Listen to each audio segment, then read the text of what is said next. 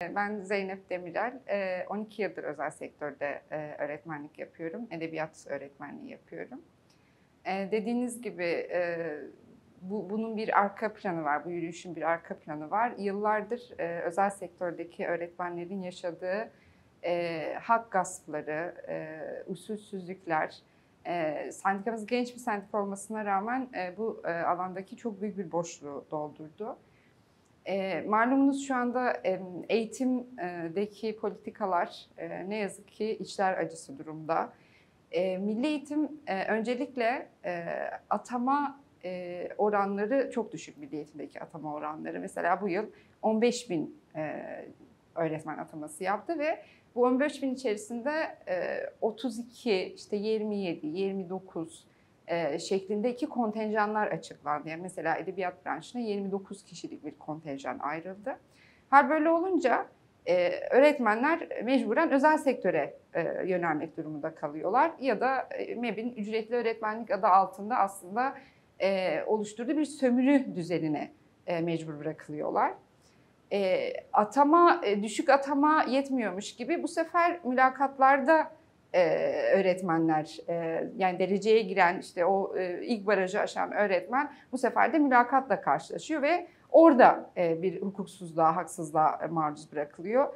Aynı şekilde malumunuz işte şu an mülakat mağduru öğretmenler de bunun mücadelesini veriyorlar.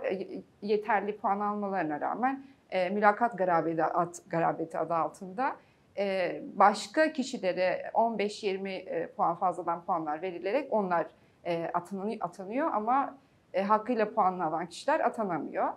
Üçüncü aşamaya geldiğimizde bu işte sınırlı barajdan dolayı, sınırlı atamadan dolayı atanamayan, mülakattan dolayı yine atanamayan öğretmenler az önce söylediğim gibi özel sektörde bir birikme oluşturuyor ve yani özel sektörde çalışmak durumunda kalıyor.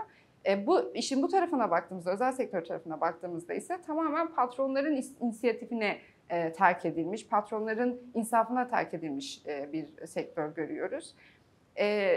Buradaki koşulların birincisi şu: öğretmenler asgari ücretle şu anda özel sektörde çalıştırıyorlar. Bizim birinci talebimiz bu. 2014'te bizim elimizden alınan bir taban maaş hakkımız var. 2014'e kadar özel sektörde, kolejlerde, kurslarda çalışan öğretmenler, milli eğitimde çalışan bir öğretmenin aldığı en düşük ücret kadar bir ücret almak hakkına sahiplerdi. Bunun altında bir ücretle çalıştırılamıyorlardı.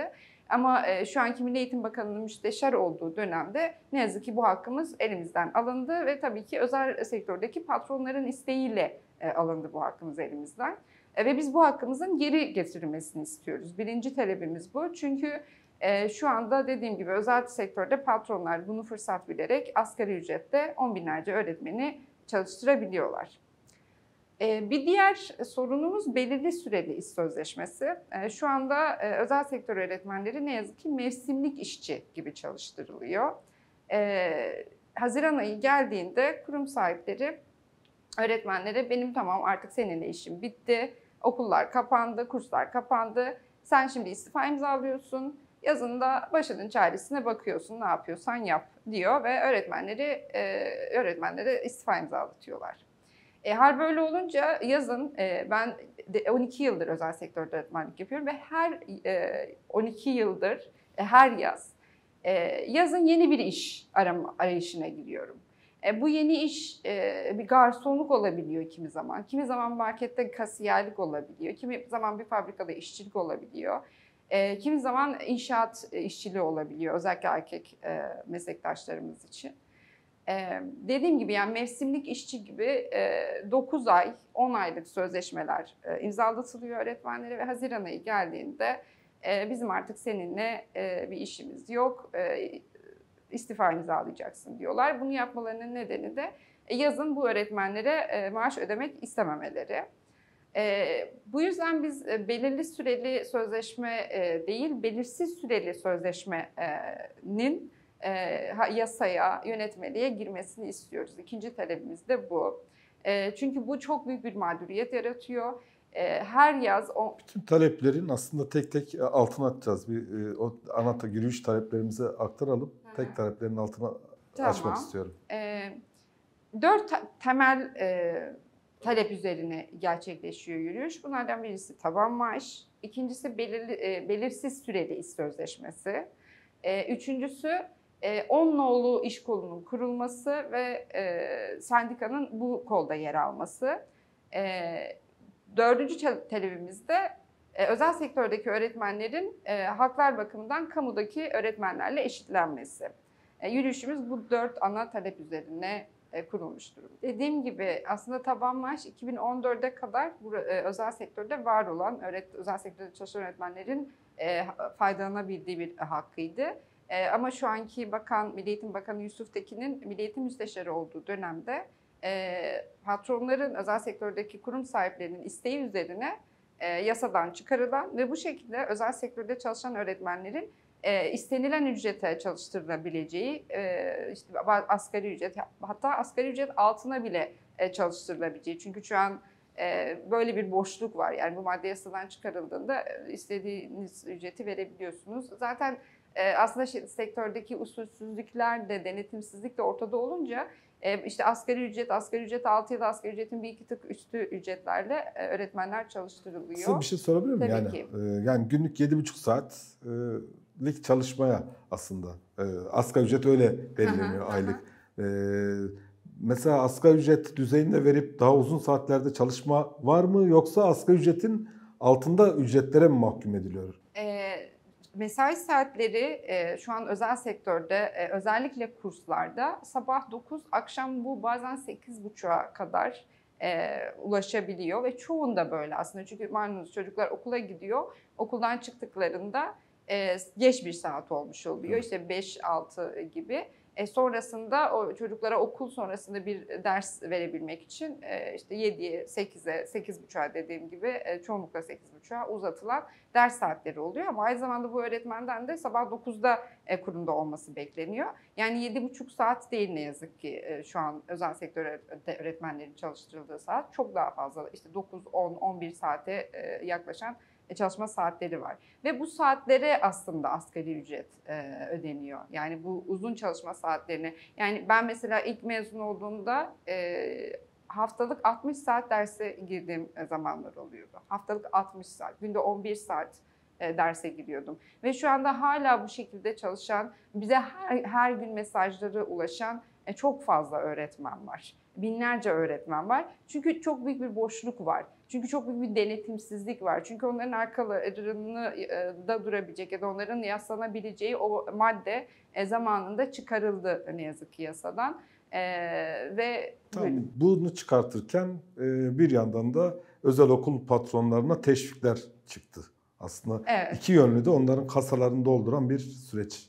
Evet, yani tamamen zaten patronun yanında duran, patronun isteğine yönelen bir yaklaşım var. Biz bu yüzden zaten sendika olarak da çağrımızda Yusuf Tekin'e patronların değil öğretmenin bakanı ol diye sesleniyoruz. Evet, çünkü dediğiniz gibi tamamen patronun yanında, patron derneklerinin yanında, patronların isteğini yerine getiren bir tavır söz konusu.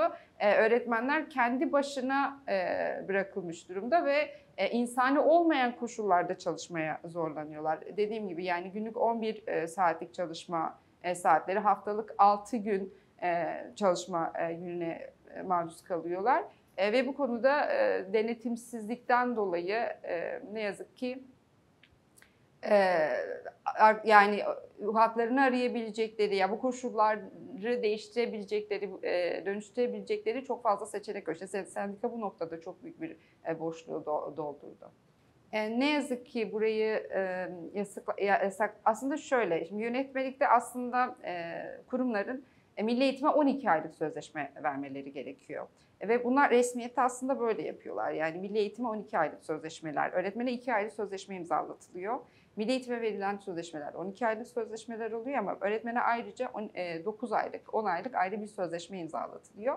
Ve Haziran ayı geldiğinde öğretmene sen istifa imzalayacaksın, istifa imzalamak zorundasın deniliyor. Ve bu şekilde öğretmen Haziran ayında işten çıkarılmış oluyor. Şimdi öncelikle o kıdem tazminatı kısmından bahsedeyim. Ben 12 yıldır özel sektörde öğretmenlik yapıyorum ve benim şu an kıdem tazminatı hakkım yok. Yani herhangi bir sektörde ben bunu birine söylesem, ben 12 yıldır çalışıyorum ama kıdem tazminatı hakkım yok desem, insanlar şaşkınlıkla bakarlar bu duruma. Ama özel sektörde öğretmenler olarak biz ne yazık ki on binlerce öğretmen olarak biz aynı koşullara maruz kalıyoruz, bu durumdayız. Çünkü Haziran ayında bize istifa imzalatılıyor. Yazın dediğiniz gibi bizler farklı işlerde çalışmak zorundayız, işler bulmak zorundayız, iş arayışına girmek zorundayız. Ben 12 yılda her yazın yeni bir iş, öğretmenlik dışında, çünkü zaten yazın öğretmenlik... O boşluğu başka şekilde. Evet, zaten yazın öğretmenlik işi olmadığı için o 3-4 aylık süreci nasıl, kiramı nasıl karşılayabilirim, masraflarımı nasıl karşılayabilirim, çocuğu olan arkadaşlarımız çocuklarının masraflarını nasıl karşılayabilirler? Bu şeye giriyorlar, bu arayışa giriyorlar, bu soruların cevabını bulmaya çalışıyorlar. Bunun stresiyle baş etmeye çalışıyorlar. Doğal olarak da herhangi bir işte çalışabiliyorlar. Yani fabrikada işçilik de olabiliyor bu Güvencesizlikte birçok güvencesiz sektöre maruz kalıyor. Evet. Biz şeylerden biliyoruz yani. İşte bir özel okulda ya da dershanede çalışıp yazın inşaatta çalışan arkadaşları biliyoruz. Ya da mevsimlik, ailesiyle birlikte mevsimlik tarım işçisi olan arkadaşlarla zaman zaman karşılaşıyoruz. Ne yazık ki bu şekilde hayatını kaybeden arkadaşlarımız da var. Yani işte inşaatta benim hatırladığım bir beden eğitimi öğretmeni arkadaşımız yine mülakat mağduruydu, yanlış hatırlamıyorsam. İnşaattan düşerek herhalde hayatını kaybediyor. Yani yaşamını evet, yitirmişti yaşamını yitiriyordu. Öğretmenin reva görüldüğü koşullar bunlar ne yazık ki şu anda. Bir diğer madde torba iş kolu olan Onluoğlu iş kolu. Buradan ayrıştırılmasını talep ediyorsunuz. Peki bunun gerekçeleri neler? Biz şu an Onluoğlu iş kolundayız ve bu Onluoğlu iş kolunda öğretmenlikle ilgisi olmayan, işte market çalışanı gibi çok farklı sektörlerden sendikaların bulunduğu bir iş kolu. Ama biz Eğitim ve Güzel Sanatlar İş Kolu kurulmasını ve burada yer almayı istiyoruz. Şu anda 13.000'e yakın üyesi olan ve Türkiye'nin en hızlı büyüyen sendikalarından biriyiz. Bu rakam son başlattığımız yürüyüşle beraber giderek ivme kazanmış durumda. O yüzden bu iş konuda şu an Onluoğlu iş konuda yer almamız bizlerin toplu iş sözleşmesi yapma hakkını engelliyor. Bundan dolayı da biz buradan çıkıp yeni bir iş kolu bırakan, yani sektörü öğretmenliği bırakan çok fazla kişi oldu. Dediğiniz gibi bu sayının düşüşünde bunun etkisi oldu. Bizim şu anki aslında sloganımız tam da bunun üzerine kurulu. İnsanca çalışacağız, öğretmenliği yaşatacağız sloganıyla biz bir yürüyüşü başlattık. Çünkü bu koşullara dayanamayan binlerce öğretmen, dediğim gibi mesleği bırakıp kendine başka alanlarda ilerlemeyi seçtiler. Bu da şu anda işte öğretmenliğin aslında ne kadar kötü koşullarda ilerlediğini ve öğretmenlerin de artık bu mesleği sürdürebilecek koşullar içerisinde yaşamadıklarını, yani öğretmenlerin sabrının da aslında ne kadar tükendiğini gösteren bir durum. Evet, çok doğru diyorsunuz. Biz de çevremizden görüyoruz. Her yıl bu sektörde çalışan onlarca arkadaşımız başka sektörlere, başka alanlara kayıyor. Güvencesizlik had safhada. Bu noktada sendikanın varoluşu bir çözüm olacaktır mutlaka. Kendilerini sahipsiz hissetmeyeceklerdir. Diğer bir talebiniz işte öğretmenlerle eşit haklara sahip olmak. Bu ve yani kamuda çalışan da siz de öğretmensiniz. Aynı eğitim aldınız ama aynı işi yapmanıza rağmen farklı ücretlere, farklı çalışma koşullarına maruz bırakılıyorsunuz.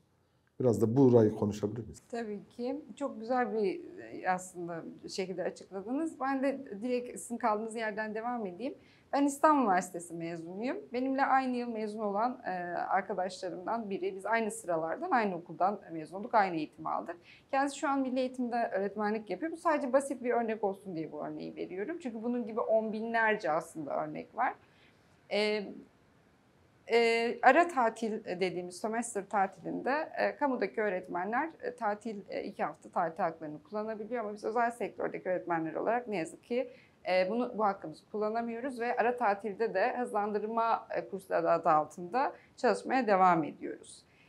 Bir parantez açabilir miyim? Tabii ki. Aslında eğitim kurumu olduğu için oraların da kapalı olması gerekiyor. Tabii. Sendikayı en fazla gördüğümüz yerlerden bir tanesi. Bu tatillerde baskın yaparak milli eğitimin yapmadığı işi yapmasıydı. Aynen öyle dediğiniz gibi aslında burada bir yönetmelik var, uyulması gereken kurallar var, maddeler var. Ama özel kurumlar bu maddeleri delerek ara tatillerde hızlandırma adı altında kurslar yapmaya devam ediyorlar ve bunlar yasal değil. Dediğiniz gibi sendika bu kurumlara gidip milli eğitimin yapması gereken denetimi yapıp bu kurumları ifşa ediyor. Bunun dışında resmi tatillerde aynı şekilde kurumlar öğretmenleri, özel sektördeki öğretmenleri çalıştırabiliyorlar. Tehditle öğretmenleri zorla kurumlara çağırabiliyorlar. Tabii çalışma saatleri noktasında da aynı şekilde. Yani kamudaki bir meslektaşımız haftalık 15 saat derse girerken az önce söylediğim gibi bizler haftalık 60 saate dayanan ders saatleriyle çalıştırılıyoruz. Arada çok büyük bir fark var. 4 katı. Evet. Aynı şekilde yazın tatil hakkı, onlar yazın dinlenebiliyorken, 2 ay tatil yapabiliyorken bizler tatil yapmayı bir tarafa bırakın. Yazın işsiz kaldığımız için yeni bir iş arama arayışına giriyoruz. O süreç, o stresle baş etmek zorunda kalıyoruz. Bunun dışında işte yeşil pasaport hakkı var aynı şekilde. Yani dediğim gibi bizler aynı sıralardan mezun olduk, aynı okullardan mezun olduk. Aynı dersleri aldık, aynı diplomaya sahibiz ama aslında şimdi özel okuldaki kurumlara baktığınızda o eşitsizliği görebiliyorsunuz. Az önce veli tarafına değinmiştiniz biraz. Evet, bu işin biraz bu boyutu da var. Yani mesela kurumların öğretmenleri, velilerden aldığı kayıt ücretlerine baktığımızda dudak uçuklatan rakamlarla karşılaşıyoruz. Ama öğretmen söz konusu olduğunda bu rakamlar asgari ücrete kadar inebiliyor. Şimdi milli eğitim atama yapmayıp öğretmeni bu sektöre mahkum ettiğinde ama aynı zamanda arada bu kadar büyük bir uçurum olduğunda yani veliden çok yüksek rakamlar alıp öğretmenlere asgari ücreti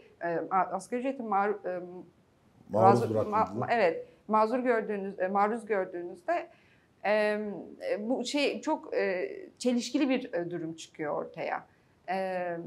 O yüzden evet biz kamudaki öğretmen arkadaşlarla birçok noktada çok farklı koşullarda çalışıyoruz ve koşullarımızın eşitlenmesini, işe eşit ücret ve aynı zamanda eşit yan hakların olmasını da talep ediyoruz. En büyük taleplerimizden biri de bu. Yani. Dediğiniz gibi yani bunun tabii ki arkasında eğitim politikaları yatıyor. Çünkü devlet okullarına baktığınız zaman sınıflardaki öğrenci mevcudu çok yüksek. 40, 45, 50 kişiye varan sınıf mevcutları görebiliyoruz.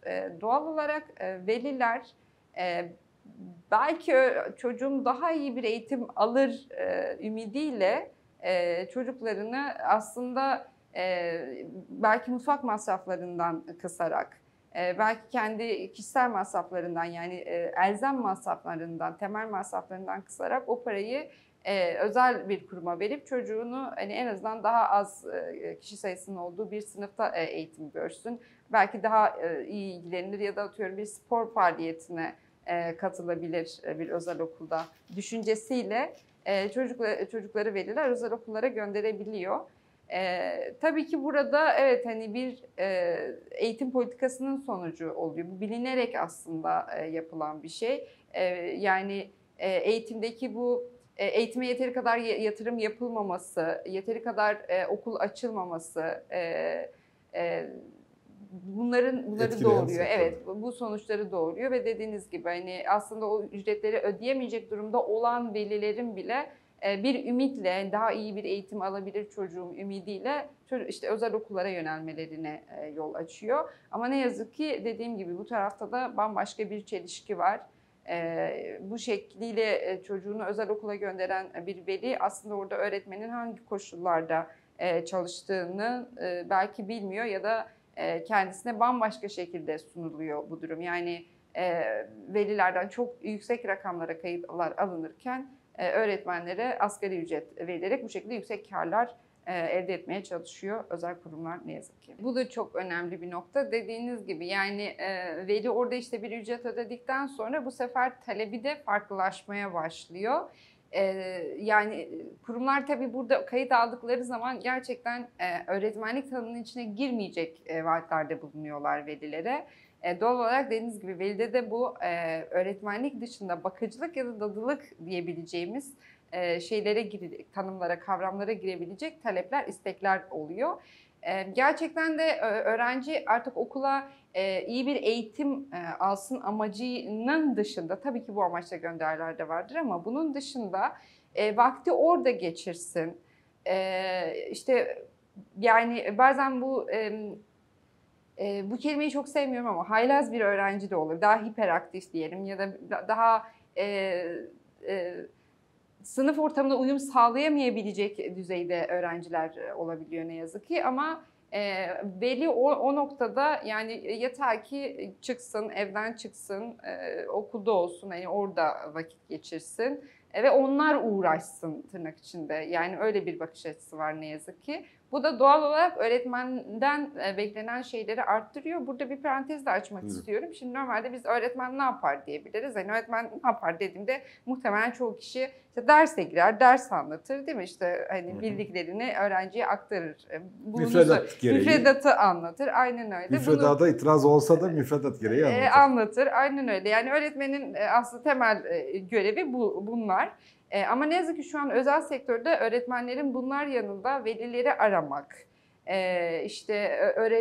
bu herhangi bir saat olabilir bu arada. Yani veli şu anda istediği bir saatte öğretmene ulaşabiliyor olmalı. Kurumların öğretmenden taleplerinden biri de bu. Yani veli size 7/24 telefonun üzerinden sınırsız müşteri memnuniyeti. Evet, sınırsız müşteri memnuniyeti. Yani istediği saatte size ulaşabilecek, herhangi bir konuda size ulaşabilecek. Sizler belirli aralıklarla velileri arayacaksınız. Öğrencinin durumu hakkında bilgilendirme yapacaksınız. Öğrenciyle ilgili en ufak bir sorun olduğunda bunun sorumlusu olarak öğretmen görülüyor. Yani ne veli ne kurum kendi üzerine almıyor bu durumla ilgili herhangi bir sorumluluğu. Tamamen sorumluluk öğretmenin üzerine yükleniyor. Dediğiniz gibi böyle olunca da artık eğitim şeyinin sözcüğünün dışına çıkmış oluyor durum. Yani bir dadılık, bir bakıcılık meselesi haline almaya başlıyor öğretmen. Kesinlikle. Ben dediğim gibi yani 12 yıldır öğretmenlik yapıyorum ve sendika olmadan önce, kurulmadan önce bireysel olarak yeri geldi maaşımı alamadığım kurumlar oldu ve bireysel olarak bununla baş etmek zorunda kaldım. Bunun gibi bireysel olarak mücadele etmek isteyen öğretmenler yani avukatlık ücretleri belli olduğu için ne yazık ki yani zaten alacağı ücreti avukat masrafını karşılayacak ya da karşılamayacak belki kendi üzerinden cebinden para vermesi gerekeceği için ya bundan çekiniyorlardı yani bunu göze almıyorlardı, girişmiyorlardı böyle bir şeye. Ben kendi adıma bireysel olarak bu şekilde ilerletebiliyordum işte maaşımı alamadığım, sigortamın yatmadığı durumlarda.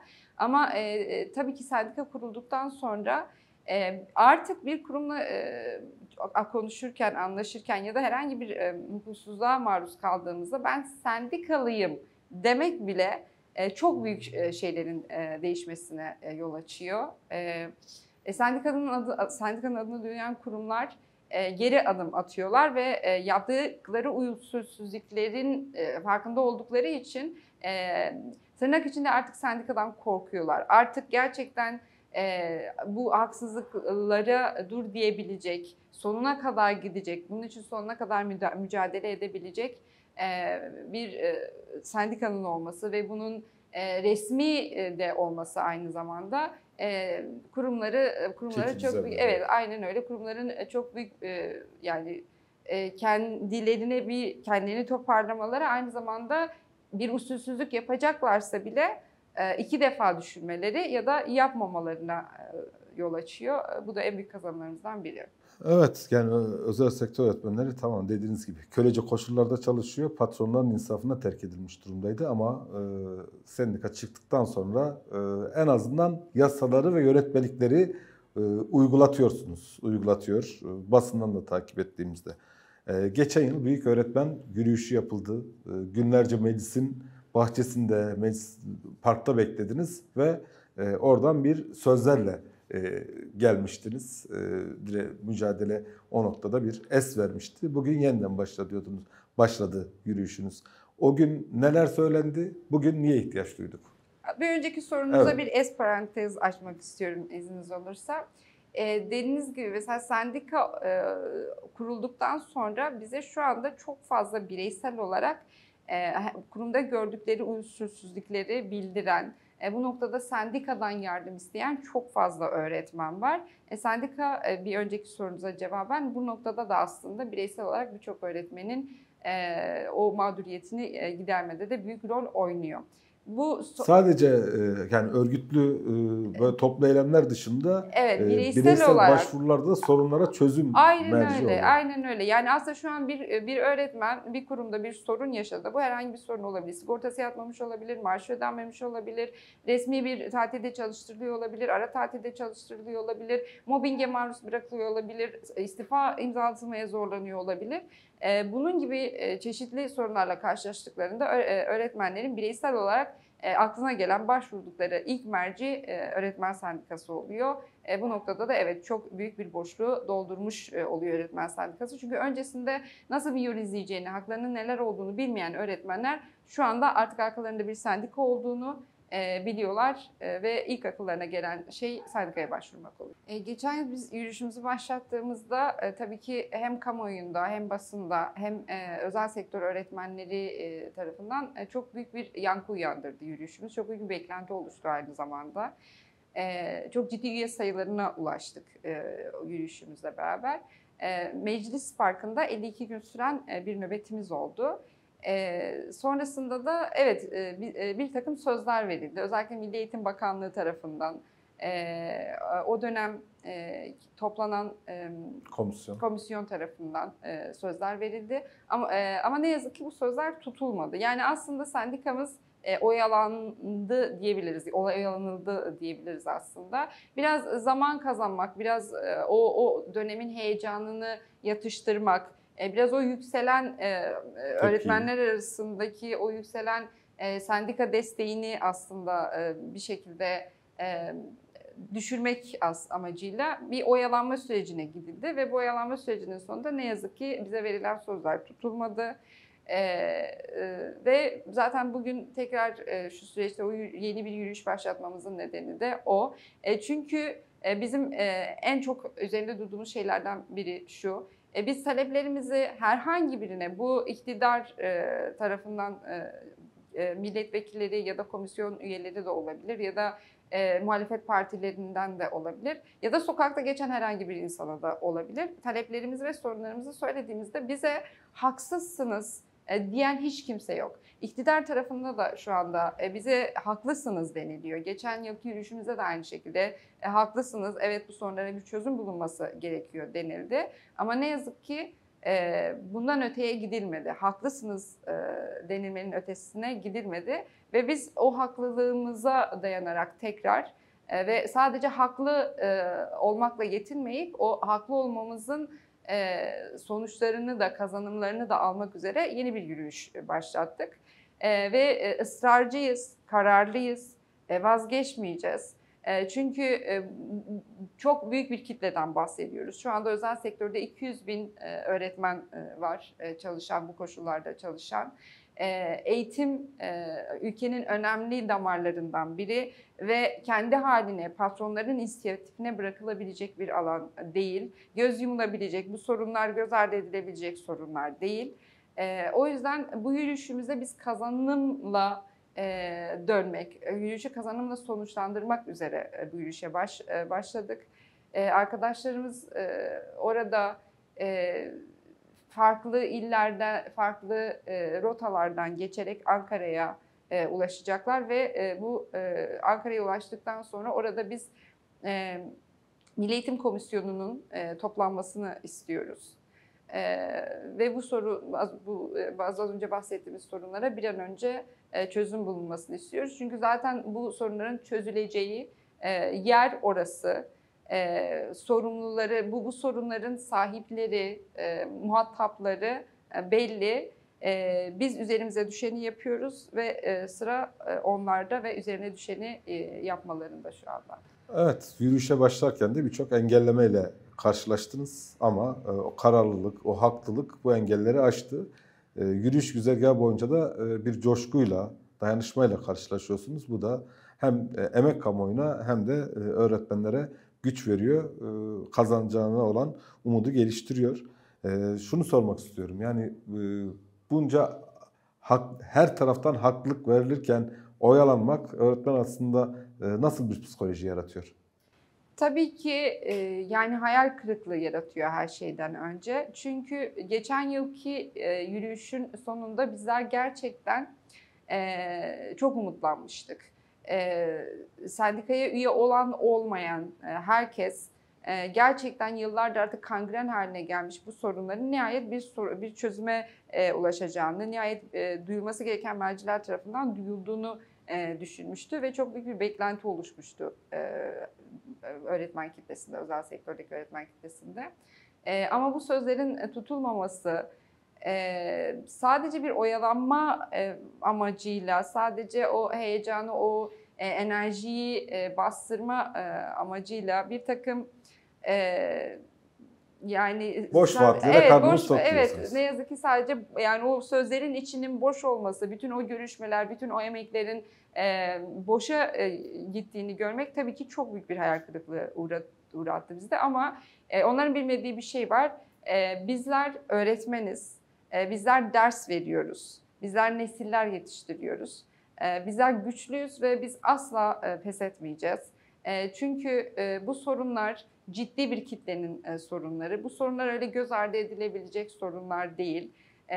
4 yıllık üniversite, 5 yıllık üniversite okumuş insanların özel sektörde patronların insafına bırakılıp git asgari ücretle çalış denilip yazın işsiz kal denilip bu insanların kendi haline bırakılması kabul edilebilecek bir şey değil. Ve bizler öğretmenler olarak bunu tabii ki kabul etmeyeceğiz ve sonuna kadar bu haklarımızı geri alana kadar her türlü mücadeleyi göstermeye devam edeceğiz.